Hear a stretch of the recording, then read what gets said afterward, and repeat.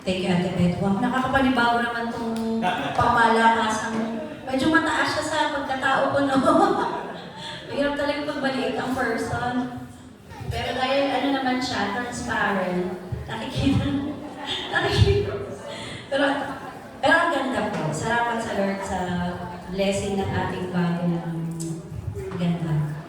Ayun. So mga pong ito, salamat sa Panginoon minsan pa sa pagkakataon na ibinigay niya sa akin at sa bawat isa sa atin na mapakinggan muli ang kanyang mga salita. And actually, ito pong topic na to ay na-discuss sa paghilong series ng mga kabataan. And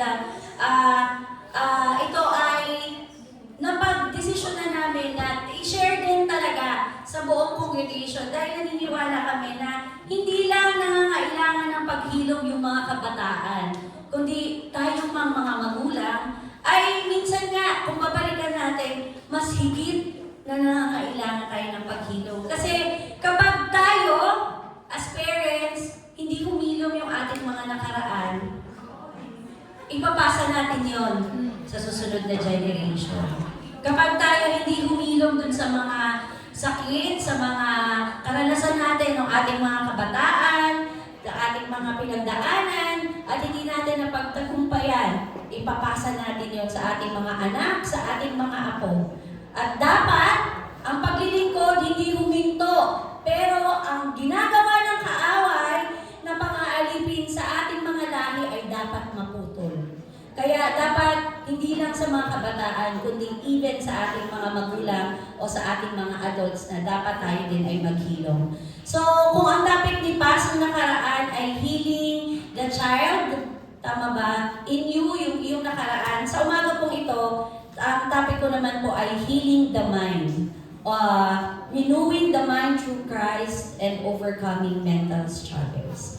So, ang ating pong objective, bakit mapakahalaga na maintindihan natin o ma-heal yung ating mga mental issues or struggle is that for us to raise mental health awareness and help individuals understand that mental health issues ay napakahalaga and to recognize symptoms, to encourage to seek help, and most of all, to overcome it.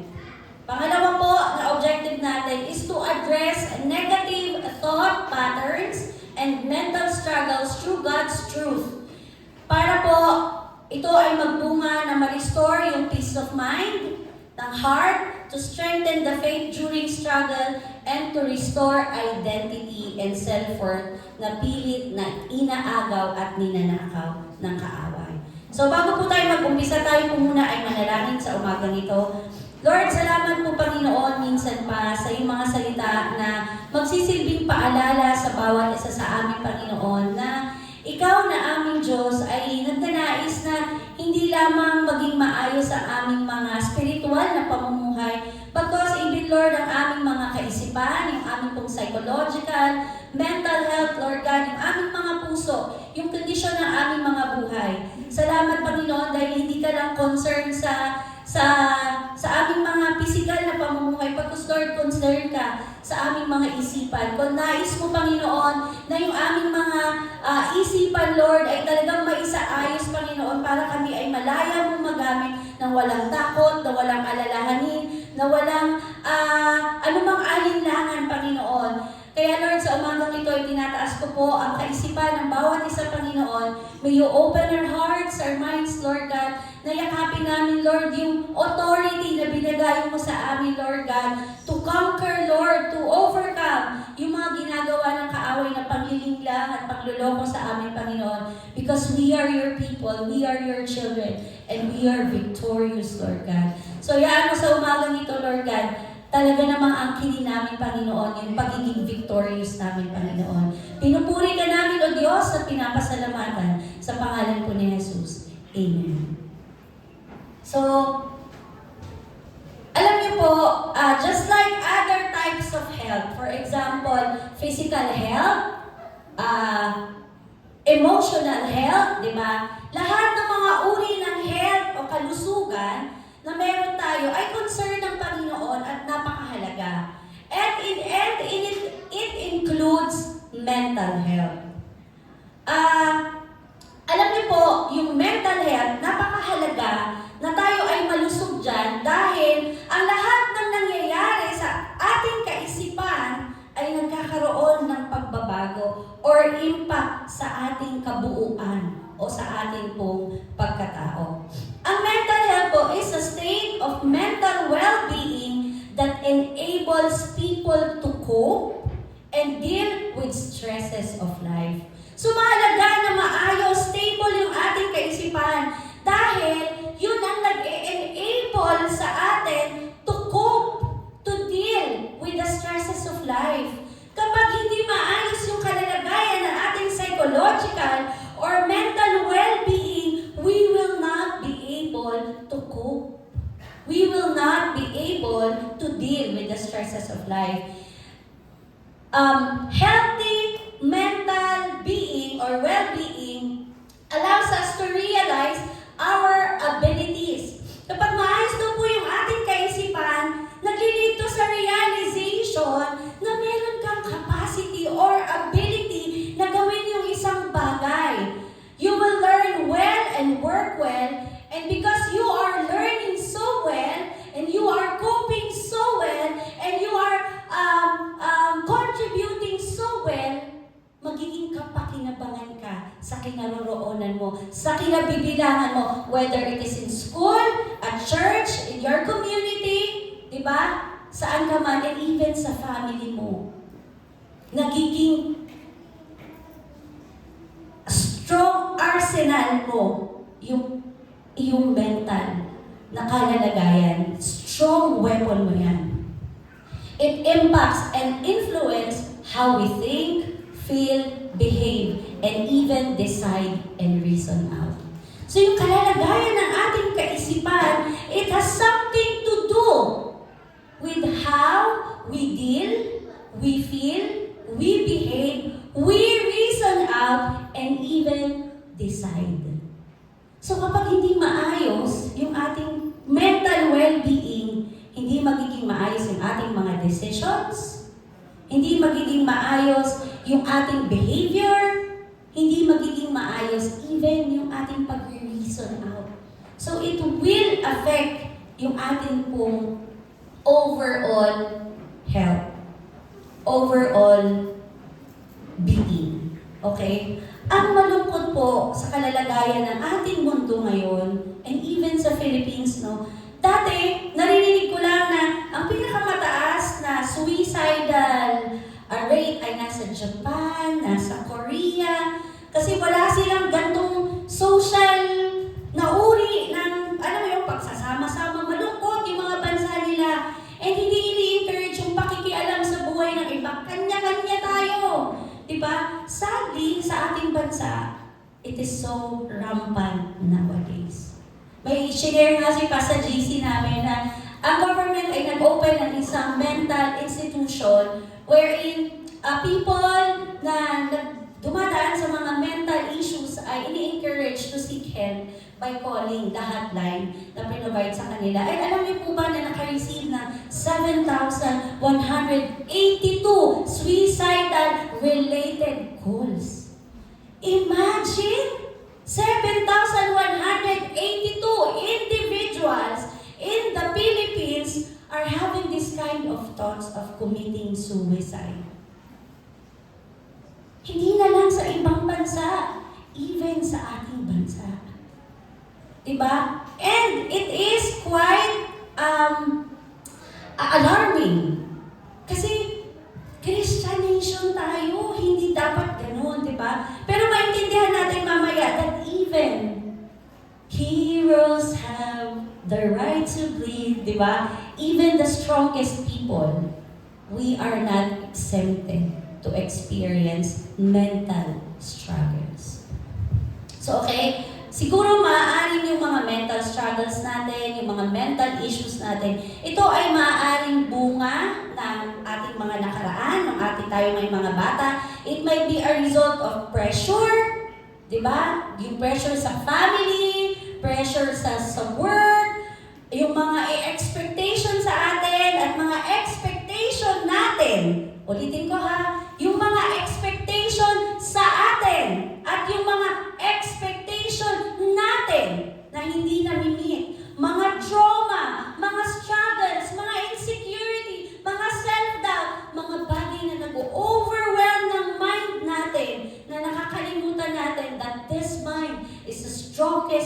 arsenal na binigay ng Lord. Pero ito rin yung nagpapabagsak sa atin. And unless we really understand God's design, only then we can be free and overcome and will have that kind of renewal of mind na kaya nating pagtagumpayan, or else mental struggles will be a constant battle we will fight. Kapag hindi natin naiintindihan yung salita ng Panginoon patungkol sa usaping ito, it will be a constant. Paulit-ulit, every day, every time na matutulog ka, lolokohin ka ng kaaway. Oh, you're good for nothing. You are a loser. Wala kang kwenta, wala kang pakinabang, hindi ka mahal ng magulang mo. Hindi ka mahalaga sa church. Diba, paulit-ulit na battle at pangluloko ang gagawin ng kaaway at ng mundong ito sa atin. But the good news is, the Word of God and God Himself desires to renew our mind and restore us.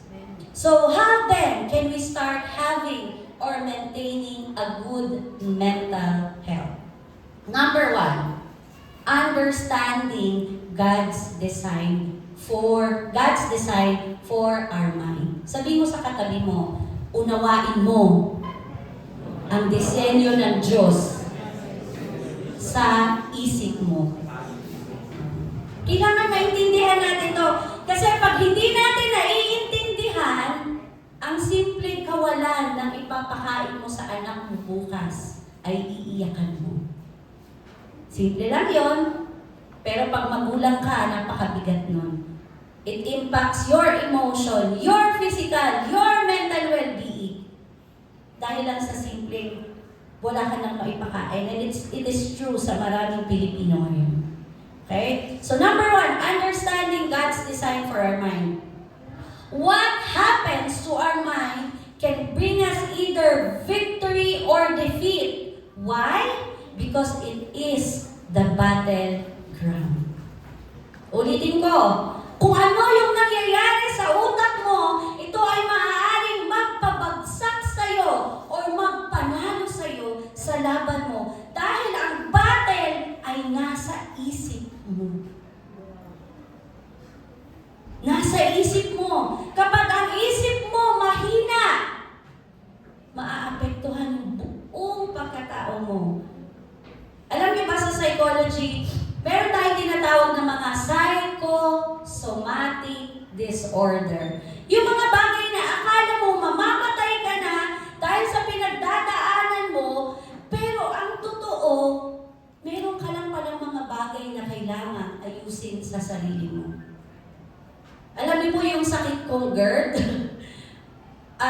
Siya ay psychosomatic, pero sa kabilang banda, siya rin ay sakit na nagdudulot ng mental or anxiety or depression issues. Dahil mayroong nagiging mali sa katawan because of the condition, the medical condition. So, when you get saved, alam niyo po, dahil ito nga yung battleground, diyan kayo niluloko ng kaaway, pilit ka niyang sisirain, lalo na pag mananampalataya ka. Bakit? Kasi when we get saved, we already have the mind of Christ. Nung tinanggap natin ang Diyos, binigyan niya tayo hindi lang ng kalayaan, hindi lang ng kaligtasan, kundi yung kaisipan ng Diyos ay inilagay niya sa isip natin. We now have the mind of Christ. We are now blessed with a different capacity to think, to use our brain for His purpose. And the fact that you have the mind of Christ, the devil wants your mind, because he wants to destroy you. Sisirain ka niya. Guguluhin ka niya. But salamat sa Diyos dahil dinisenyo niya ang isip natin for His very purpose. Now, ano yung dapat natin maintindihan sa disenyo ng Diyos sa ating isipan? Number one, bullet number one. God designed our mind to be the most powerful tool to cope with life. Satan wants our mind because it is through the mind that God communicates, changes, and controls us. The devil wants to corrupt our mind so we fall out of fellowship with Christ. Ulitin ko, ito yung strongest tool na binigay ng Lord para makakope tayo sa buhay. Kailangan, every time na niloloko kayo ng kaaway, sabihin nyo, isip, hello Sharon, binigyan ka ng Lord ng kapangyarihan para mapagtagumpayan mo, gamitin mo yan. Kasi gusto ng kaaway, linlangin ka. Dahil kapag sira yung utak mo, nagsasara lahat, wala kang naiintindihan, wala kang nauunawaan. At sa isip mo, diyan ka kinokontrol ng Panginoon, diyan nakikipag-usap ang Diyos sa'yo. Yan ang binabago ng Diyos. Why? Medically, ang puso natin, medically ang use ng puso natin is to pump blood para ma-distribute equally sa lahat ng nangangailangan sa katawan natin. But the mind, this is the seat of the emotion.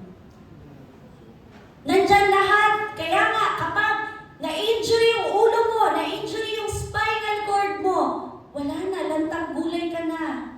Hindi lang physical, pati utak mo. Kasi mayroong mga neurotransmitter, nerves na naka-epekto dyan. At si brain ang nagsasabi na, utak, nagugutom na yung tiyan mo, kumain ka na. Sasabihin ni utak, kain. Nakita niya yung utak, masakit yung damdamin niya, nag-busted siya, nag-break sila ng boyfriend niya. Utak, sabihin mo kay puso, kailangan niya mag-cope. Sisend niya ngayon yung neurotransmitter, puso, mag-cope ka sa emotions. Pag may sakit, sinasabi ni utak, may pain sa ganitong part. O kaya, like ako, sa case ko, dahil may adenomyosis, ako may girl na may adenomyosis. Paano? Tuwing ako ay magkakaroon ng aking monthly period, namamagana po yung matres ko. Grabe, ganun yung katawan natin, no? Tapos ngayon, si brain, nagsasabi na, kasi dinesearch ko siya, sabi ko, Lord, bakit naman ganito yung pinagdadaanan ko? Pag sabi ko, nung dinesearch ko, eto pala si brain, sasabihin niya na, etong katawan na to may adenomyosis. Ibig sabihin, magpo-produce siya ng maraming dugo sa menstruation niya. Puso, mag-pump ka ng maraming blood. Kailangan niya ng maraming blood or else mahihimatay siya. So si puso, magpapump siya. So ang response ng katawan ko, nagpapalpitate ako dahil nagdo-double time si heart para mag-produce ng maraming dugo na kailangan ko para makakope ako. That's how our mind works. Grabe!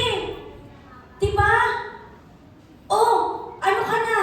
Utak? Kailangan mo mag-send ng signal. Ganito kayo. Ganun. Napakaganda ng pagkakadesenyo ng Diyos. Medically Medically pa lang yan. Hindi pa yan spiritually. Kaya gusto ng kaaway sirain yung utak mo Linlangin ka kasi gusto niyang sirain yung isip mo dahil kapag sira ang isip mo, magulo ang isip mo, it will destroy not just your fellowship with your brethren, but your relationship with the Lord. Sira ka na sa kapatiran mo, sira ka pa sa Panginoon, yung fellowship mo sa Panginoon. So talagang gusto ang goal ng kaaway yung utak mo, sirain. So God designed our mind. We have to understand that your mind, that brain of yours, sa ulo mo, yan ang strongest weapon, tool, and arsenal na binigay ng Lord sa iyo to cope with the life that you have right now. So yung pagkakadesenyo ng utak mo, nakadesenyo yan na makakope ka anuman ang problemang pinagdadaanan mo. Kaya yung iba kasi ang daling magsalita sa'yo kasi hindi mo naman pinagdadaanan yung pinagdadaanan ko. Kaya mo ba?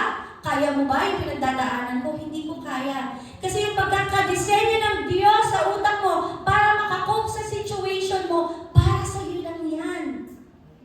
Very unique at sa akin iba din. So do not compare yourself with others when it comes to decision making. Kasi yung kapangyarihan ng utak mo, iba sa kapangyarihan ng utak ko. That's why we are one in the body of Christ. Ang lakas ko ay maaaring kahinaan mo. Ang kahinaan mo, ang lakas mo ay maaaring kahinaan ko. So nagtutulungan tayo. Number 2, God created us with a mind designed to think, process, and make decisions in alignment with His will. Ito pong paghilom na to, na series, it is designed for us Christians. Hindi to nakadesenyo sa hindi mananampalataya. So ito, kailangan natin maintindihan na bilang mananampalataya, yung disenyo ng utak natin we are designed to think, process, and make decision in alignment with the will of God. Noong tinanggap natin si Kristo at nagkaroon tayo ng isip ng kagaya ng we already have the mind of Christ in us. Meron tayong capacity to think, process, and decide na, Lord, over this one, pipiliin ko to kasi ito yung kalooban mo. Lord, ito yung tama. Ito yung, sabi nga sa Bible, di ba? Therefore, whatever is pure, whatever is noble, di ba? Whatever is true. Ito yung guide natin. Kung ito ay tama, ito ay makatotohanan, ito ay kumbaga, naka-align sa kalooban ng Lord, ito ay para sa Diyos, ito ay patungkol sa Diyos, definitely yun yung pipiliin mo. God has given you the freedom to choose your destruction or your victory. Ang pinaka-good news, ang binigay ng Diyos na utak sa atin is naka-decide, to choose na iilinya natin yung buhay natin sa kalooban ng Panginoon. Maraming dahilan, maraming struggle sa buhay natin na kaya nahihirapan tayong pagtagumpayan is because nakakalimutan natin i-align yung buhay natin sa Panginoon. Marami tayong takot, marami tayong alalahanin, marami tayong, alam mo yon, worries in life na siyang nagiging dahilan bakit may mga issues sa buhay natin na hindi ma-resolve at hindi natin mapagtagumpayan. These are the reasons why many pressures and struggles of life brings confusion. Ba't bang gulo-gulo tayo, hirap na hirap tayo makabangon, lungkot na lungkot tayo, nakakalimutan natin yung Word of God that empowers us. At kapag hindi natin inilinya yung buhay natin sa Panginoon, yung buhay natin will be a mess. It will be chaotic. Alam niyo yung chaotic? Yung parang kahit gano'n ko inaayos, Lord, yung pamilya ko, bakit ang gulo-gulo pa din? Lord, bakit kahit na anong effort ko, bakit kahit na nagpa-fasting ako, nagpipray ako, pero bakit yung pamilya ko na itinataas ko sa'yo, ang gulo-gulo pa din? Eh kasi baka yung mga steps mo, hindi naman talaga nakalinya sa kalooban ng Panginoon. Diba baka may kailangan kang ayusin para ibigay ng Lord sa'yo yung pinagpipray mo. Ilinya natin. Sabihin mo sa katabi mo, ilinya mo yung buhay mo sa kalooban mo.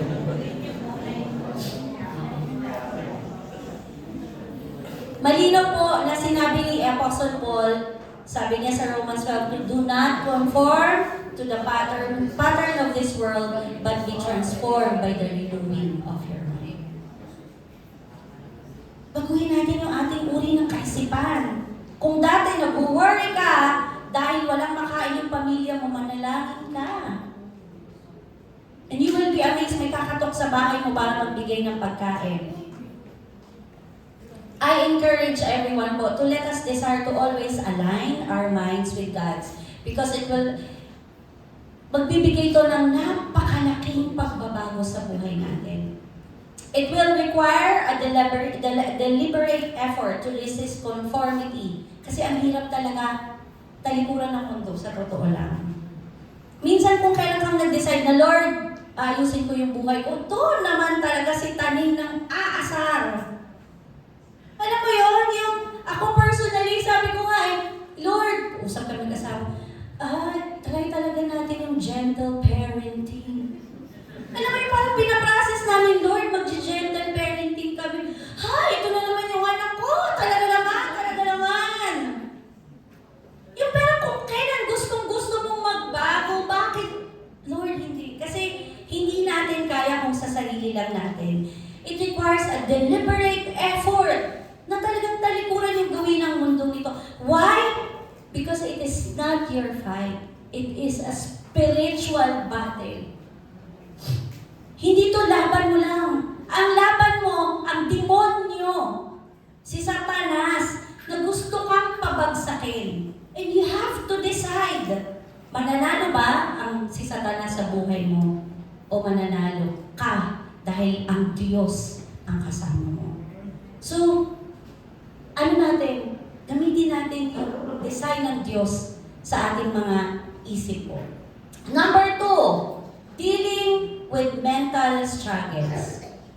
For us to maintain a healthy type of mental well-being, binigyan tayo ng Diyos ng mga iba't ibang uri ng pamamaraan kung paano tayo magdidil ng mental struggles. Pero bago ko po ito ituloy, meron po akong isang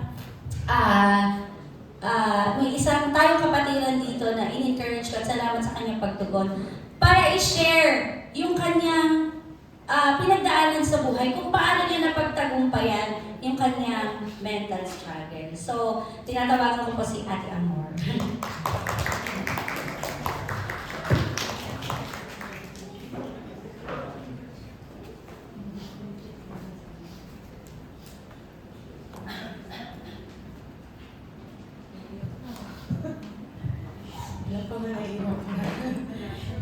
So, good morning everyone. I'm Amor. So, today I just want to share with you a short testimony. There was a season in my life when I really struggled mentally and emotionally. Like many others, I experienced anxiety and depression. Before my life was happy, healthy, at lagi kong sinasabi, I'm strong. Kaya ko to, ako pa ba? During the summer, nag-decide kami ng mga kapatid ko na umuwi sa Bicol para magbakasyon at tumitend na rin sa isang youth camp.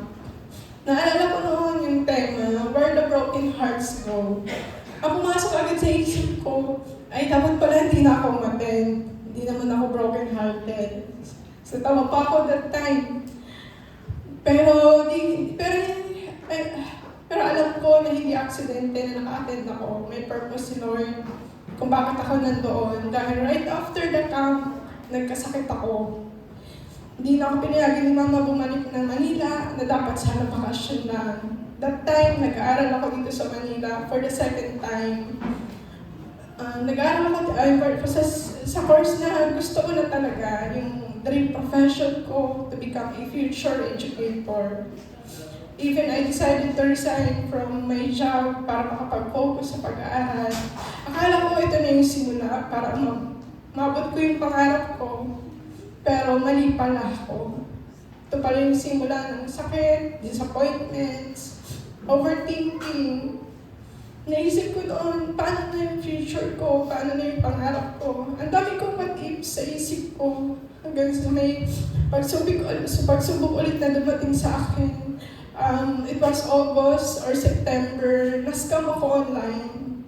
Almost 30,600 ang nawala sa akin. And the next year, August 1, 2022, na-accident ako sa motor. Grabe ang nangyari. Ang dami kong sugat, iba't ibang parte sa katawan ko. Halos di po ako makalakad. Inaalalayan ako sa pagkain, pati pagpunta sa CR. Doon nagsimula yung anxiety and depression ko. Sunod-sunod pa yung mga struggle na dumating sa buhay ko. September, same year, nasira yung phone at SIM card ko na ginagamit ko sa business. November 2022, may tumawag sa akin stranger, tinatakot ako. Na-issue daw ako ng warrant of arrest na para pang ang laki ng kasalanan kong nagawa. After doon, nagkasakit ako ni mama namin. May isang buwan po siya hospitalized. Sabi ko nun sa Lord, kung bibigyan niyo pa po ako ng problema, hindi ko na po kaya. That was the time na hindi ko alam yung gagawin ko dahil sunod-sunod na yung mga nangyari. Hindi ako makatulog. Wala ko ibang nararamdaman kundi takot. Kahit makarinig lang ako ng tunog ng sasakyan, kinakabahan na ako. Pumapasok agad ako sa kwarto. Lalabas lang ako pag tahimik na wala na yung sasakyan. Na parang anytime may padadampot sa akin pulis. Kahit wala naman akong kasalanan. Lagi akong kabado, wala akong gana kumain. Kahit sa simpleng pagtingin sa TV, sa news, o kaya sa social media, iniiwasan ko na. Natatakot ako, lagi din ako natutulala, malayo ang tingin, pero wala namang tinitingnan. Isang araw, linggo noon, habang nagpre-prepare kami for Sunday service, instead na pupunta sa church, diniretso ako ng family ko sa hospital. Na-admit ako, kala ko nun, katapusan ko na, na-admit ako for 3 days and 2 nights. Ang daming test na ginawa, pero lahat normal. Medyo nakahinga ako ng maluwag, sabi ng doktor, pwede ka nang umuwi. Kasi okay ka na. Pero deep inside, alam kong hindi pa rin ako okay. May mali na hindi ko maipaliwanag. Nagpatingin na rin ako sa isang psychiatrist. Nag-take ng medication. At first, gumagaling ako. Nakakatulog na ulit, nakakakain na. Nakakangiti na rin. Na para bang walang nangyari. Pero after meditation, bumalik ulit yung fear, yung worry, hopeless. I keep praying for that healing, pero parang walang nangyari. Kaya Sabado noon, after youth fellowship, pumunta ako sa bahay ng pastor namin sa Bicol. Nagpapaalam na nababalik na lang muna ako sa Manila para dito na lang ulit magpagaling. After kung gumaling, babalik na lang ulit ako. Pero sabi niya, hanggat tinatakasan mo ang mga bagay na kinakatakutan mo, hindi mo yan ma-overcome. Kung gusto mo makalaya at gumaling, isurrender mo yan kay Lord. Siya lang makakapagpagaling sa'yo. Pero kailangan mong tulungan ang sarili mong mag-heal. Then you pray for me and share this verse. 2 Timothy chapter 1, verse 7. For God gave us spirit, not fear, but power and love and self-control. So simula noon, every time na ma-attack yung fear, anxiety, depression, I declare this verse. Unti-unti natutunan kong sabihin kay Lord din yung nararamdaman ko, yung fear, yung overthinking, pain. Through prayers and the support of my family, even yung church mate ko, unti-unti akong gumaling. Alam ko noon, hindi na ako gagaling, pero God is so good. I can truly say that I'm totally healed. Recently lang po, before po yung no longer na-scam na naman po ako online. Pero this time, iba na yung ginawa ng Lord sa akin. Instead na mag-alala, nag-pray ako. And pinag-pray ko yung taong nang-scam sa akin. Nasabi ko baka higit mas kailangan niya yun. Grabe ang Lord, napakabuti niya. After I pray, He give me peace. And nakatulog ako peacefully. Doon ko nakita kung gaano kabuti si Lord sa buhay ko. Imbis na matakot, manghinayang, hindi makatulog. I pray, ayun po. So yun po, mas lalo natin magtiwala kay Lord. Kapag may takot, mag-overthink, mas piliin manalangin kaysa mag-worry. Mas nakilala ko siya sa gitna ng mga pinagdaraanan ko. Na-realize ko minsan kailangan natin pagdaanan o maranasan yung brokenness para mas maranasan natin kung gaano kalaki ang pag-ibig ng Diyos. Kaya kung ikaw man ay may dumaraan din sa matinding struggle, lalo na mentally, emotionally, gusto ko ipaalala sa iyo, God can heal you tulad ko, and He can restore you. Be still, know that He is God. He will never leave you nor forsake you.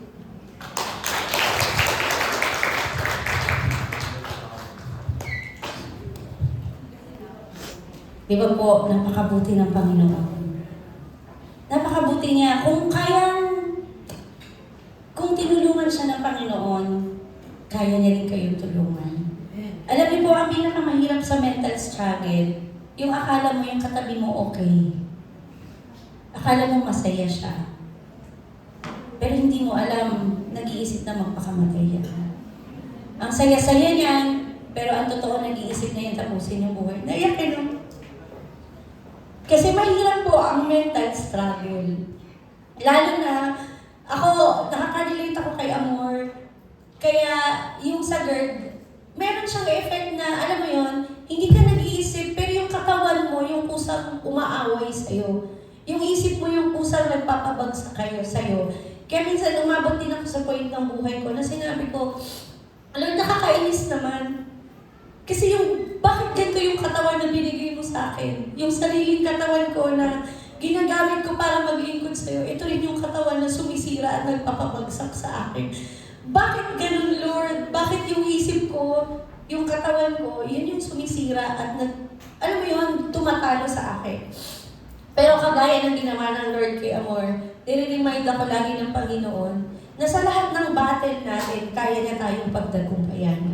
And hayaan natin na ito ngayon, yung mga dealing with mental struggles, pag-usapan natin so that we can be aware.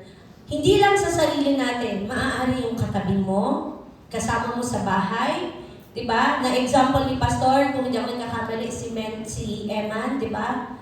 Ang saya-saya niya. Pero kinabukasan, wala na siya. Diba? So, hindi natin alam. Kasi nga, ang kaaway manluloko. Ganon ang mental disorder or illness or struggle. Kapag di mo na pagtagumpayan, ngayon okay ka, mamaya gusto mo na magpakamatay. So, napakahalaga na maunawaan natin, hindi lang tayo, sarili natin yung tinutulungan natin, kundi even yung mga kapatiran, kaibigan, kapamilya natin, na maaaring nakikitaan natin ng simptomas. Matutunan natin paano sila aabutin. So ano ba yung mga uri ng mga mental struggles? Letter A, self-doubt, insecurity, and inferiority. These are the type of feelings, or this is the feelings of inferiority, insecurity, and self-doubt. These are the kind of mental struggles that can paralyze you. They make us feel unworthy and incapable of achieving what God has called us to do. Why? Kasi yung self-doubt, yung insecurity, yung inferiority, yan yung bumubulong sa'yo that you are not enough. Ito yung mga bagay o uri ng kaisipan na nagpapaparalyze sa atin at nagpapalimot sa atin that God has enabled us to achieve kung ano man yung dinisenyo niya at yung purpose mo sa buhay mo. So yung mga insecurities na yan, inferiority, sa totoo lang mahirap yan. Kasi ano ba yung feeling na parang gusto mong maging bilong, pero feeling mo hindi ka mabilong-bilong. Kahit na ano yung ginagawa ng pamilya mo, ng church, ng community mo para abutin ka, hindi talaga nang-work. Why? Kasi ikaw sa sarili mo, iniisip mo that I am not enough. Nakawawa naman ako. Na, buti pa si Jonah, ang dami niyang talent. Buti pa si Monica, na-achieve niya na yung ganyan sa career niya. Bakit ako, Lord, ganito? Buti pa si ganito, ang ganda niya. Bakit ako ganito? Diba yun yung ginagawa ng kaaway sa atin? Linlangin ka na ikaw ay hindi sapat, na merong mas kesa sa'yo, na ikaw ay talunan. Yun. And dahil sa bagay na yun, nakakalimutan natin na kaya nating abutin lahat ng plinano ng Diyos sa buhay mo, na may gusto ang Lord ipagawa sa'yo. So how are we going to deal with it? Number 1, God reminds us of our identity in Him. Sa tuwing sasabihin ng kaaway that you are not enough, hindi ka sapat, wala kang kwenta, wala kang pakinabang, hindi ka kaibig-ibig, sabihin mo sa kaaway, my identity is in Christ. I am a child of God. Diba ang sabi sa 2 Timothy 1:7, for the Spirit of God gave us does not make us timid, but gives us power to love and self-discipline. In Ephesians 2:10, it says, for we are God's handwork, created in Christ Jesus to do the good work which God prepared in advance for us to do. Imagine mo, you are fearfully and wonderfully made by the Lord. You are God's handwork. Sa lahat ng ginawa ng Panginoon, ikaw na tao.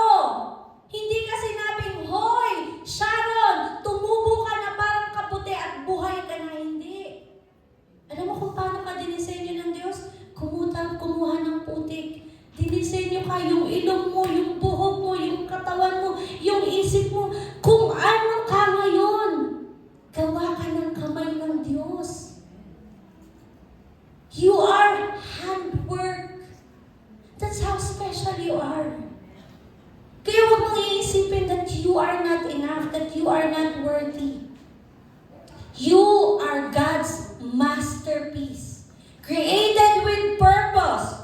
Kaya i-embrace natin yung katotohanan na yan so that we overcome insecurities. Diba minsan mahirap i-appreciate lalo na kapag yung kaibigan mo mismo, pamilya mo mismo, yung nagda-down sa'yo. Diba? Sila pa yung nagbabody shame sa'yo, sila pa yung bully, nambubully sa'yo, sila yung basher mo. Ang hirap, diba? Pero tuwing ang kaaway ginagawa sa'yo yun, remind mo yung kaaway na my identity is not in you, taning. My identity is in Christ. I am fearfully and wonderfully made. I am blessed. I am appreciated. I am saved. I am reconciled. I am afflicted. You are heard. You are gifted. You are forgiven. You are loved. Tandaan niyo po yan. And most of all, sabihin mo sa katabi mo, you are victorious. Okay? So stop comparing yourself with others. Sabi nga ng preaching ni Ate Gingging sa stewardship before, huwag mo ikumpara kung ano yung meron ka. Pasalamatan mo, pangasiwaan mo, kung ano yung meron ka.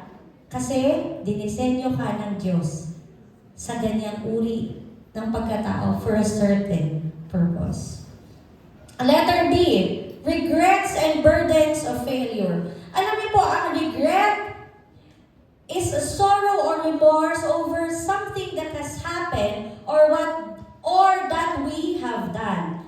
Regret can also be a sense of disappointment over what has not happened, such as regretting wasted years. Tayo po, no?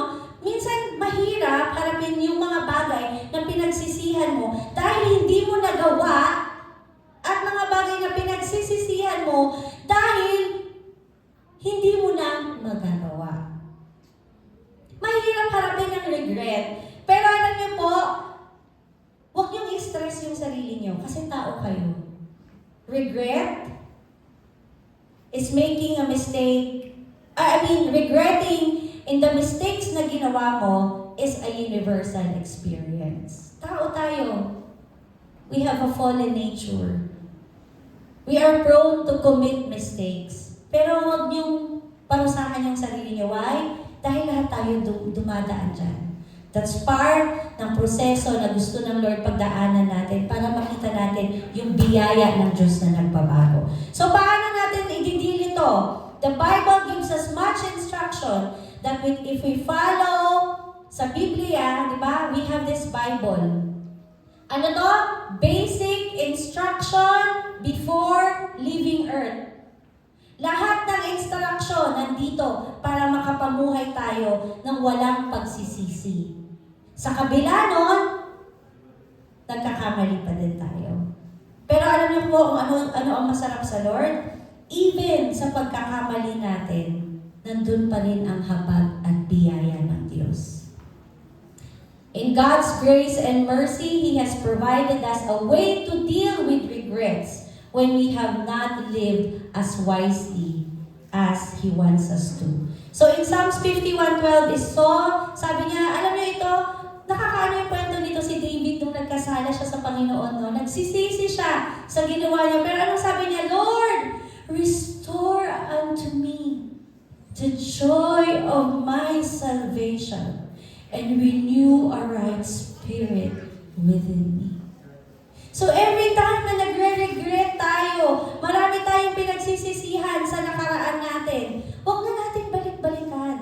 Instead, i-declare natin to sa buhay natin. Sabihin natin, Lord, just like King David, restore unto me the joy of my salvation and renew a right spirit within me. Alam niyo po, ang masarap lang sa Panginoon, yung remorse or godly sorrow na meron tayo kapag meron tayong regrets is nag-lead yun sa repentance. And kapag nag-repent tayo, the Lord will restore us. So how are we going to deal with regrets? Rather than allowing the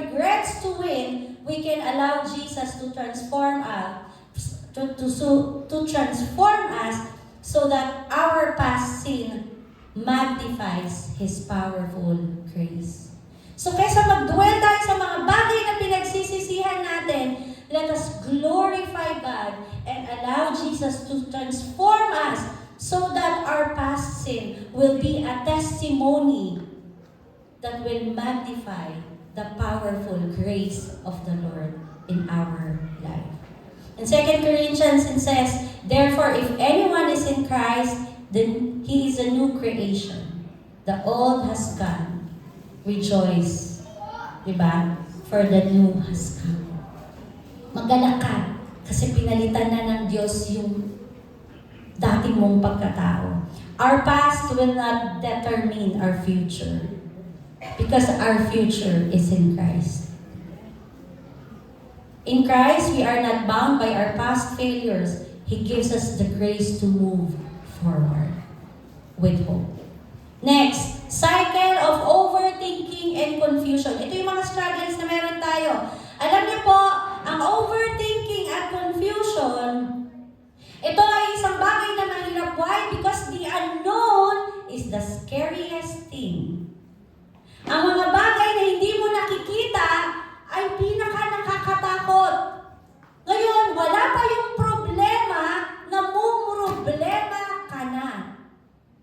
Hindi ka pa binibigyan ng Lord ng problema, gusto mo talaga magka-problema. Yaan ang problema sa cycle of overthinking and confusion na ginagawa ng kaaway sa'yo because when you realize it, hindi naman pala talaga problema. Ikaw lang talaga ang gusto ng problema. Kasi, nag-iisip ka na in advance. Niloloko ka kasi ng kaaway eh. Hindi ka na makakapag-asawa kasi ganito ka, kasi ganyan ka. Diba? Sino nagsabi sa'yo? Diba? Nag-overthink ka, nag-confuse ka. Hala, kapag hindi ka nagbahanap buhay na maayos ngayon, kawawa yung mga anak mo bukas. Diba? Lord, kapag nawalan ako ng trabaho ngayon, paano yung pamilya ko? Magugutom sila. Nag-overthink ka dahil yung problema na wala pa, pinoproblema mo na. And we have to stop the cycle of overthinking. How are we going to stop it? Stop the thoughts that lead to overthinking and worry. Rather than managing the worry, ipag-pray mo sa Panginoon na, Lord, tanggalin mo to, Panginoon. Do not manage it yourself. Lord, i-manage mo to, hindi ko to kaya. Lord, hindi ko kaya, tulungan mo ko. Ayoko mag-isip. Instead, alam niyo po, let's lay down all our issues in life sa presence ng Panginoon. Why? Knowing who holds your future makes all the difference. Kapag kilala mo ang Diyos, totoo siya sa mga pangako niya. It will change your perspective. Hindi ka matatakot sa bukas. Sabi nga, di ba sa Proverbs, trust in the Lord with all your heart and lean not on your own understanding. In all your ways, submit to Him and He will make your path straight. Sabi sa James 1:5, if any of you lacks wisdom, you should ask God who gives generously to all without finding fault, and it will be given to you. And in Philippians 4:7 it says, and the peace of God, which surpasses all understanding, will guard your heart and minds through Jesus Christ. Grabe, ang daming pangako ng Panginoon. Huwag mong isipin yung bukas. Ayusin mo yung buhay mo sa harapan ng Panginoon ngayon. At ang Diyos ang mag-aayos ng buhay mo bukas. Hindi na uubos ang bukas. Laging may bukas. Why? Because the grace and mercy of the Lord is new every morning. Sabihin mo sa katabi mo, hindi nagsasawa ang Diyos sa iyo. Do not overthink. Huwag niyo mong problemahin yung kakainin. Huwag niyo munang problemahin yung tuition fee ng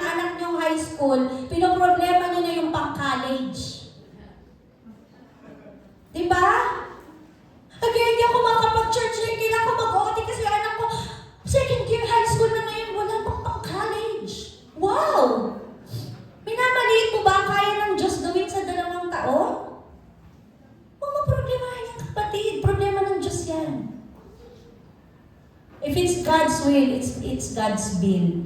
Tandaan niyo yan. So, huwag kayong mag-overthink. Next, letter D, anxiety and stress. Anxiety and stress are two of the most common mental challenges we face. Anxiety, alam niyo po, minsan iniisip kasi natin, pag anxiety, nakakatakot. For example, nag-open si Ate Gingging sa akin na, Jai, na-anxiety ako. Ako ang isip, pa-anxiety ka pa, siguro hindi ka kasi nagbabasa ng Bible. Siguro hindi ka na nagka-quiet time. Alam niyo, ang iniisip agad natin, ang anxiety is negative. Pero ito i-share ko yung mga natutunan ko sa psychology. Alam niyo ba, anxiety is good. Why? It is when our mind is scared and our body reacts to fear. Anxiety and stress ay dinesign ng Lord kasi yung brain mo, binibigyan niya ng power para mag-flight or mag-fight. During the ancient time po, wala namang, alam mo yun, napakahirap ng buhay dati. So they have to develop yung ganitong fight or flight. Fight or flight, tama. Kapag meron silang kailangan nila kumain, ano yung dapat nila gagawin? Fight! Ang hirap kumuha ng pagkain. So, kailangan nilang gumawa ng paraan para kumain. So, anxiety and stress is your body's reaction to a certain stimulus. So that the power of your mind will be released para gumawa ka ng paraan, mabuhay. See? Anxiety is not a problem. Stress is not a problem because it's a coping strategy of your body. But when stress and anxiety affects your life more than the normal, it is not good. Kapag ang anxiety at stress ay kinakain na yung isip mo at katawan mo, hindi na yan healthy. Anxiety is a normal emotion of fear and worry in response to stress, but it becomes a disorder when it is excessive and persistent. Alam niyo po, ito po yung symptoms niyan. Nagpapalpitate kayo. Nagigising kayo sa umaga, kahit wala naman kayong problema, nanginginig kayo. Kagaya ni Ate Amor. May mga time na wala naman talaga siyang iniisip, nakatanaw siya sa malayo. Nakakaroon siya ng takot sa lahat ng uri ng tunog ng sasakyan. Alam mo yun, napakahirap. Alam mo yung every time na lang wala namang kinalaman sa'yo, pero feeling mo lahat ng bagay patungkol sa'yo. Kasi nililin lang tayo ng kaaway. Alam niyo po yun, yung alam mo na, nung na-share ko to na nung nag-pandemic, na sunod-sunod yung namamatay, feeling ko talaga dahil ginigard ako, mamamatay na rin ako. Lord, susunod na ata ako, wag naman, Lord, kawawa yung anak ko. Kawawa yung asawa ko pag namatay ako. Wag naman, Lord. Nakikiusap ako sa Lord, wag naman. Diba, kapag yung anxiety at yung stress na yan, nagiging pinaparalyze ka na sa gustong gawin ng Lord sa buhay mo, it's a disorder already. Pag gusto mo na lang magmukmuk, umiyak, nakatulala ka na, kapag may kabahay kayo na ganyan na, tulalay na, nakanganga, kakain kayo hindi, ayaw ko. Hindi na naliligo. Uy, ako hindi naman ako everyday naliligo. Di ba, Bianca? Kapag mga every other day na hindi pagligo, uy, hindi yan disorder. Katamaran yan. Diba? Pero, pag 1 week na yan hindi naliligo, hindi kumakain, nakatulala, tumatawa mag-isa, nagbibilang ng buhok. Diba? Dating takot sa ipis, ngayon nakaharap yung ipis, tinititigan pa. Tapos kinain, ay, disorder na talaga yan, Monica. But seriously, tayo po bilang mananampalataya, no?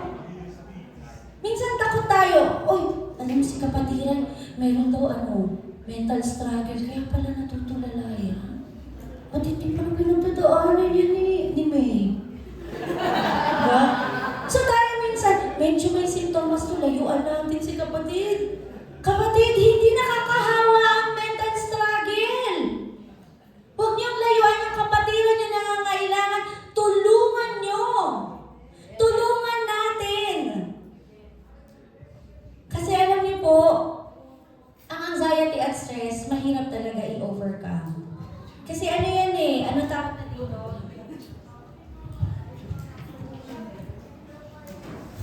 Matinding, ano yon, yung matinding takot na kumakain sa'yo, na hindi mo maipaliwanag. So understand, paano natin ito i-deal?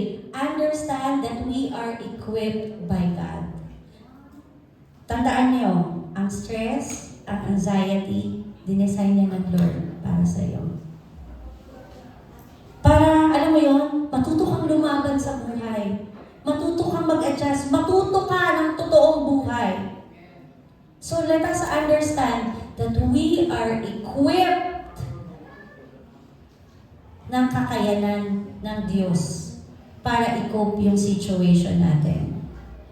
So focus more on God than with problem. Tandaan niyo po yan. Focus more on God, not with problems.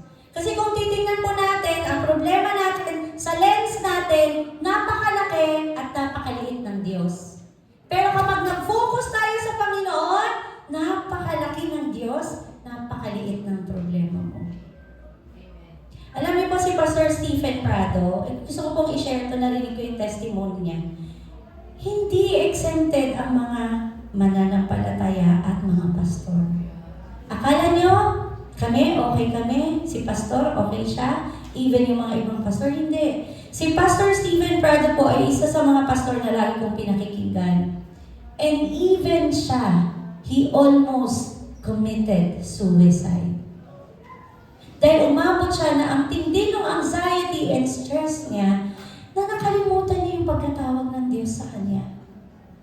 At ngayon, nagpapasalamat siya. Sabi niya, Lord, when I look back, dahil nung time na yun, wala na siyang ibang paraan para makakope sa buhay niya, kundi magpakamatay. Pero nagpapasalamat siya sa tulong ng mga kapatiran na hindi, alam mo yun, tumulong sa kanya, nag-reach out sa kanya. And as I look back, sabi ko, Lord, salamat, hindi mo pa ako kinuha. Ayoko pa pala talagang mamatay. See? You're just tired. You're just overwhelmed. So instead of focusing sa problem, let us focus sa Panginoon. Sabi nga, the 1 Peter 5:7, cast all your anxiety on Him because God cares for you. Tandaan niyo, mahal kayo ng Diyos. He cares for you. So in stress and anxiety are not just challenges. They are opportunities to grow. At patunayan na ang Diyos na pinaglilingkuran mo ay Diyos na buhay at totoo. Letter E, depression and trauma. Ito po, medyo malala to. Ang depression po kasi at trauma, ito ang uri ng mental struggle na kailangan na po ng medical intervention. Kasi po, yung nangyari po kay Eman, siya po ay diagnosed ng bipolar disorder. Alam niyo po yun? Sa psychology po or sa medical perspective, meron pong chemical imbalance. So alam niyo po, ang disenyo po ng katawan ng tao, dinisenyo yan ng kabalanse lahat. Pero kapag may mental disorder ka, such as bipolar, schizo, ayan po yung mga sakit na kailangan ng therapy kasi may mali na talaga sa katawan mo. Meron ng chemical imbalance. Meron pong tinatawag na serotonin. Education facts. Sa psychology po may tinatawag na serotonin and dopamine. Okay? These are the chemicals that we have emotionally. So, ang nawala yung ano ko, baka magkamali kasi ako may pagpalit ko. So, ang serotonin, these are the brain chemical that helps control mood, emotions, sleep, appetite, and overall happiness. So, this is the happy hormones. Okay? Dopamine. Ang dopamine naman is a brain chemical that affects pleasure, motivation, focus, and movement. This is the reward chemical. Okay? So, kapag yung chemical sa katawan mo na nagpo-produce ng happiness, ng control ng mood, ng emotion, hindi na balanse, magre-react ka pa ba ng tama? May problema ka, baka tumatawa ka. Diba? Gutom ka, pero anong ginagawa mo? Iba. Kasi mali yung response dahil may chemical imbalance. So kapag naman wala kang motivation, wala kang gana sa buhay. Itong mga bagay na to, dinisenyo yan ng Diyos na balanse. Ngayon, may mga tao talaga na hindi balanse yung kanilang chemical sa katawan. Yung mga chemicals na yan. So we have to understand na kapag depressed ka na at ikaw ay may mga trauma, kailangan po mag-seek po tayo ng help. Number 1, sa church, sa pastor, sa leaders, sa family, kapag hindi enough, baka kailangan na magpa-psychiatrist, kagaya ni Ate Amor.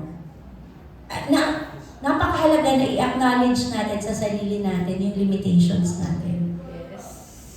Kasi kapag hindi natin napagtagumpayan to, mahihirapan tayo.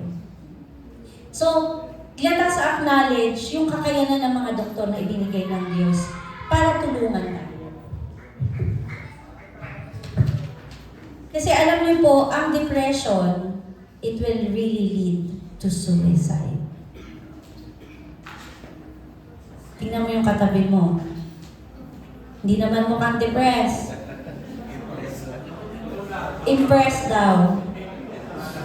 Diba? It's a deep sorrow. Alam niyo po yung lungkot na wala kang pagkunan? Alam mo yung struggle na parang hindi mo makayanan? Sobra. Alam niyo po, there are those symptoms. Suicidal thoughts, isolation, kawalan ng gana sa buhay, kalungkutan na matindi. Ina-isolate na nila yung kanilang sarili. It is more serious. It needs spiritual and medical intervention. So how to deal with it? Remind oneself that God is with us. Even in the darkest valley, He offers us healing and restoration. Paalalahanan po natin lagi yung mga sarili natin na even in the darkest valley, He offers healing and restoration. Sino-sino po sa Biblia, ito ang magpapatunay na sa Bible, ang Bible ang magpapatunay that even Christians and even heroes of faith experience anxiety, stress, depression. Sino-sino to? Job's suffering. Diba? Umabot siya sa punto, Lord, nasan ka nung kailangan kita? Ikaw ba naman? Mawala yung kabuhayan mo. Mamatay yung mga anak mo. Iwan ka ng asawa mo. Magkaketong ka. Layuan ka ng mga kaibigan mo. Sa kalagayan mo ngayon, kapatid. Kaya mo ba? Hindi. Pero si Job, lang ng Lord mangyari yun para ipakita na ang Diyos nagre-restore. Na ang Diyos nagpapagaling. Na ang Diyos nagbabalik ng lahat ng ninanakaw ng kaaway sa atin. Diba? Grabe yung pag-question niya sa Panginoon. Pero nung in-acknowledge niya yung kakulangan niya sa Panginoon, nag-humble siya sa Panginoon, ni-restore ng Lord lahat sa kanya. Si King David, dahil sa guilt niya, sa ginawa niya, grabe! Diba? Yung emotion niya, yung nangyari sa pagkamatay ng anak niya, yung battle niya with feelings of abandonment, fear, and despair. Itong sa akin yung buhay ni Elijah.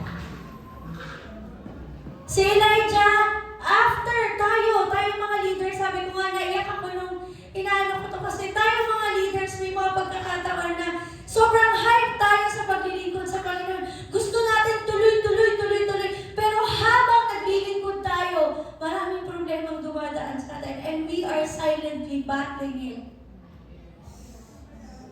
Diba, kagaya ni Elijah, grabe! Pero makikita niyo, napagod si Elijah. Napagod siya. He was physically, emotionally, mentally, spiritually exhausted. Drain si Elijah after success of serving the Lord. And he was not exempted.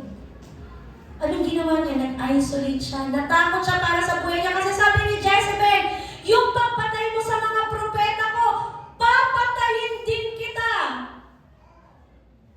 Pero ano sabi ni Elijah, imbis na maalala niya, ba't ako matatakot sa'yo? Pinagtagumpay na ako ng Diyos na maraming pagkakataon. Nakalimutan niya yun. Why? Because he's so tired. He was so exhausted. He was so overwhelmed. So instantly, paalala niya sa sarili niya, natakot siya para sa buhay niya. Pumasok siya sa kuweba, nag-isolate siya. At anong sabi niya, Lord, this is so much. This is too much. Patayin mo na lang ako. Minsan tayo, sa ating buhay pananampalataya, nakakapagod talaga. Yung mga problema sa pamilya, sa paglilingkod, sa maraming bagay sa buhay natin. Sabi nga, sa pinagdaanan ni Ate Amor, parang bang sunod-sunod yung problema. Parang wala nang magandang nangyayari. Diba? Pero anong pinakita ng Lord sa buhay ni Elijah? Mag-rest ka. Akong bahala sa'yo. Hindi siya pinabayaan ng Lord. So, how to deal with this kind of issues in life? Let us remind ourselves that God sees you. God is with you. He knows your pain, and you are not forgotten. Hindi ka nakalimutan ng Diyos. Nakikita ka niya. So in Psalms 34:18, it says, "The Lord is close to brokenhearted and saves those who crushed in spirit."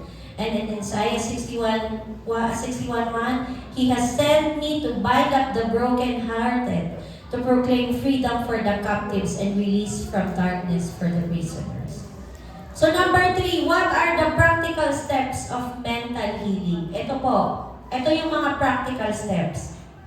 God has provided us with spiritual tools to help heal our minds, pero binigyan niya tayo ng mga practical steps. Number 1 is meditating on God's Word. Why?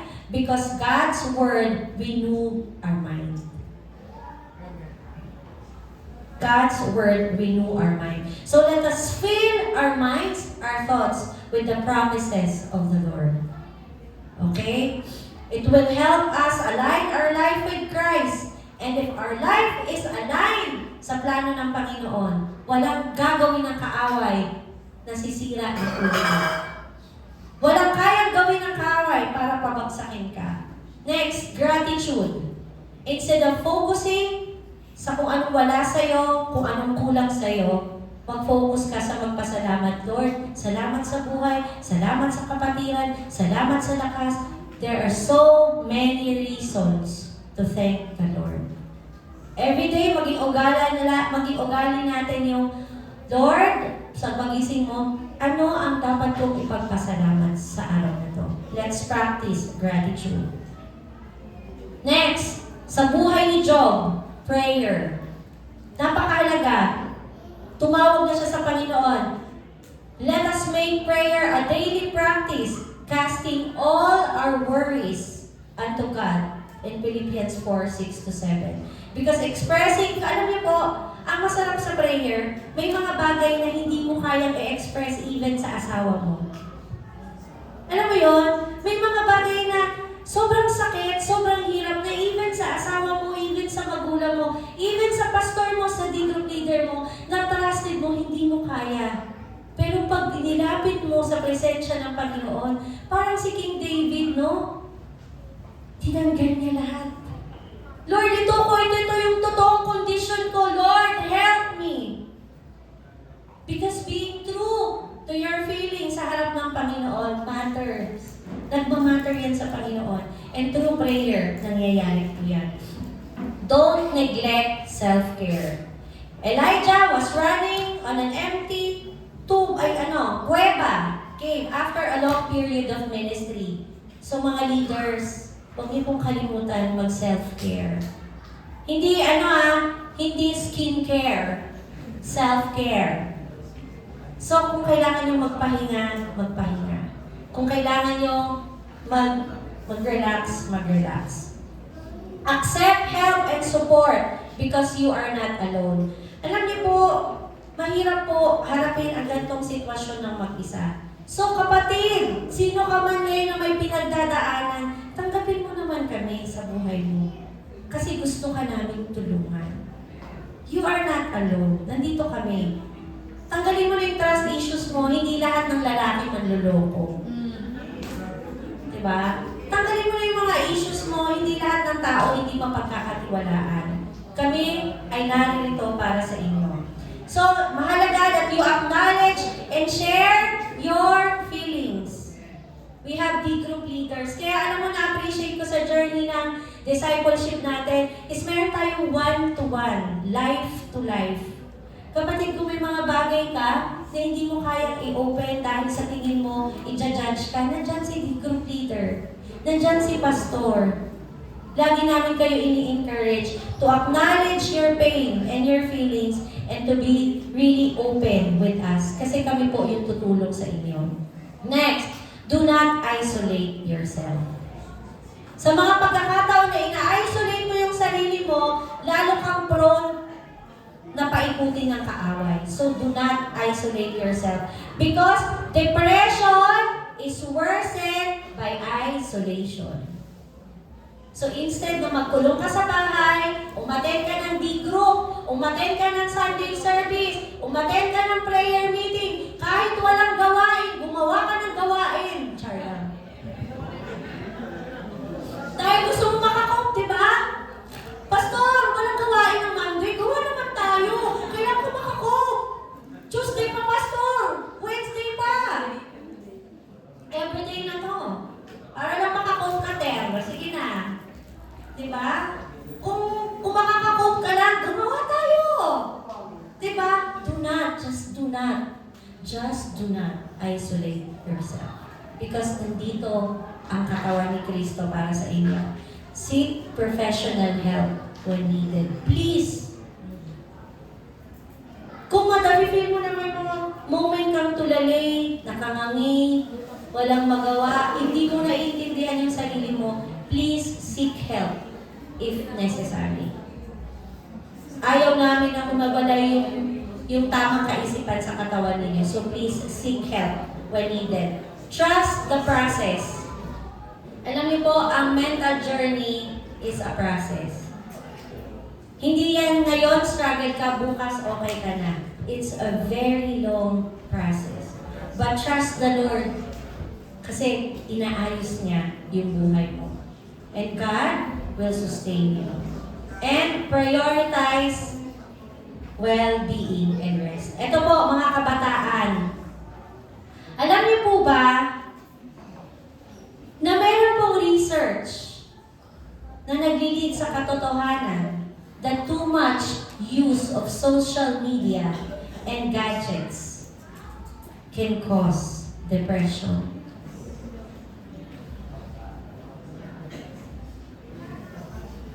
Lalo na sa inyong mga kabataan, please! Kaya tumataas, isa sa mga major contributor is too much use of gadget and exposing yourself to social media. So please, limit it. You rest. Matulog po kayo ng 8 hours, mga kapatid. Uminom po kayo ng 8 basong tubig to balance your chemical sa katawan. Mag-vitamins kayo, please. Alam niyo si Elijah nung overwhelmed siya? Anong sabi ng Lord? Elijah, oo, kumbaga si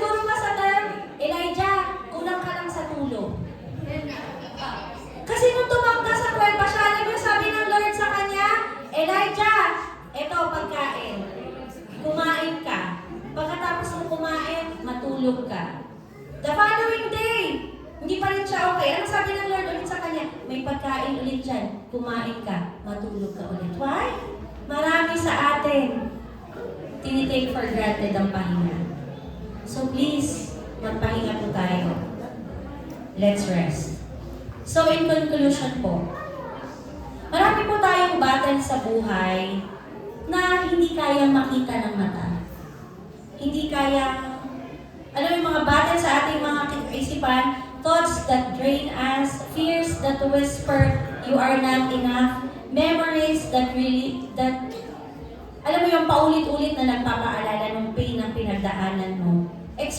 Expectation na unmeet na nagpapaheavy ng heart natin. Meron tayong battle na hindi kaya makita ng naked eye natin. It's a spiritual battle na nandito po sa isip natin.